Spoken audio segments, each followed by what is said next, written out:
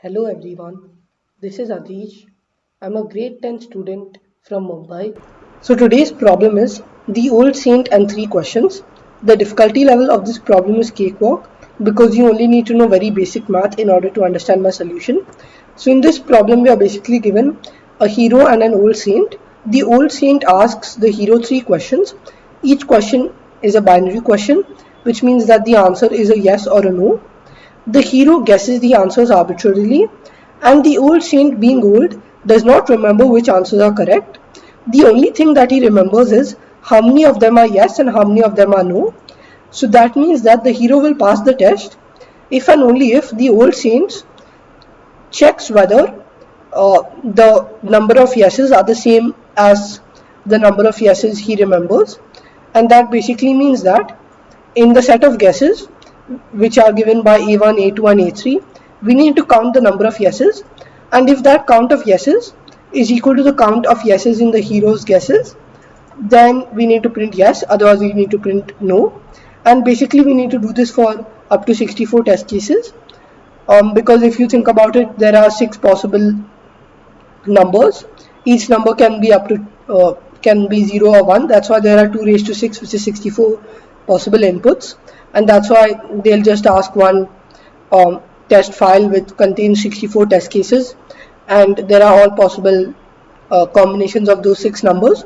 But we don't need to hard code it. We can just use the fact that the number of ones in the correct answer should be equal to the number of ones in the hero's guesses, and if those two count of ones are equal, then we print pass, otherwise we print fail. So in the first example, the count of ones is 2 in both the cases, that's why we will print pass. However, over here the count of ones is 0 and the count of ones is 3, which means that the hero did not pass the old saint's test and it's a fail. And in general, we just need to iterate through these 6 numbers, and first we need to iterate through the number of test cases, and then we need to take in these 6 integers and count the number of ones on each line and check whether the number of ones on each line is equal to the other line or not. If that is the case, we'll print pass, otherwise we'll print fail. And now I'll show you the code which implements the same idea. So in the code, for each test case, you could use a for loop instead of a while loop. So for each test case going from 0 till t minus 1, we will take in the value of a1, a2, a3, b1, b2, b3. So the first line will be a1, a2, a3, the second line will be b1, b2, b3, and then we will take count 1, count 2 as the number of ones and on the first line and number of ones in the second line, and we basically just check these 6 conditions. So the first condition, if a1 is 1, we'll increase count 1 by 1. Similarly, if a2 is 1 or if a3 is 1, in both those cases count 1 will increase by 1, and count 1 basically refers to the number of yeses in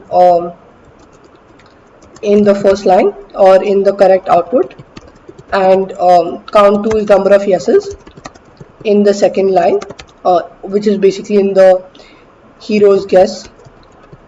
And we basically accumulate count 2 in a similar manner by checking whether for each of b1, b2 and b3 if those are ones or not.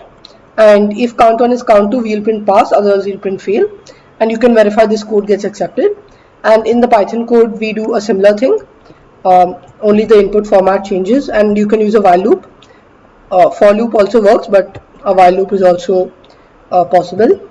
And in the input, we basically need to iterate through each number in the string value of the input once you split the string by the space delimiter.